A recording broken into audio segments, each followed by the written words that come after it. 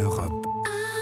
Il est 7h15, Patrick Cohen. Le vrai faux, Géraldine Wassenaer, et les balles tueuses ou pas des flashballs. Ces armes à balles en caoutchouc qui équipent la police et dont la dangerosité supposée fait régulièrement débat. Une étude a été largement relayée par la presse hier.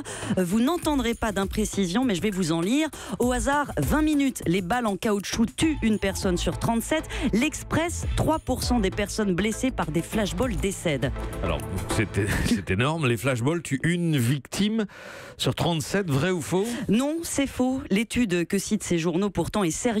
Des chercheurs américains ont compilé les résultats de 26 autres travaux réalisés dans le monde ces 27 dernières années pour évaluer la dangerosité de ces armes dites à létalité réduite. Leurs conclusions sont les suivantes. Sur près de 2000 personnes blessées dans 6 pays par cette famille d'armes et que des médecins ont soigné, 53 sont mortes, 300 ont subi un handicap permanent. Les dégâts sont considérables. Mais le premier problème, Patrick, c'est qu'on n'a aucune idée de la probabilité d'être blessé. On ne sait pas si les policiers ont tiré 400 000 balles ou 4 000 avant de blesser quelqu'un. Pourtant, ces données, elles existent. En Irlande, des chercheurs avaient établi que sur 55 000 balles en caoutchouc tirées dans le nord du pays pendant 5 ans, 3 décès étaient survenus. Donc ça donne un décès pour 18 000 tirs. Et le deuxième problème? Le deuxième problème, c'est que l'étude ne parle pas du tout des flashballs. La France ne fait pas partie des pays étudiés. Les armes dont il est question ont été utilisées dans des contextes très précis. En Israël, pendant les 2 intifadas, par les polices du Cachemire, celle du Népal, de Turquie.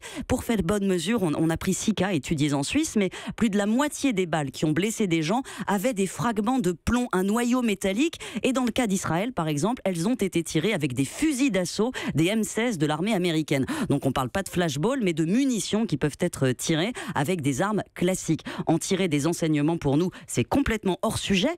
Et c'est dommage, car on n'a toujours pas de données précises sur la dangerosité réelle de ce que notre police utilise. Le ministère de l'Intérieur m'a transmis ces dernières données hier. Le flashball n'est presque plus utilisé. 473 balles ont été tirées en 2016. C'est le lanceur de balles de défense qui l'a remplacé parce qu'il est plus précis mais à plus longue portée. 1700 tirs l'an dernier. On sait que des gens ont été blessés dans les manifestations contre la loi travail.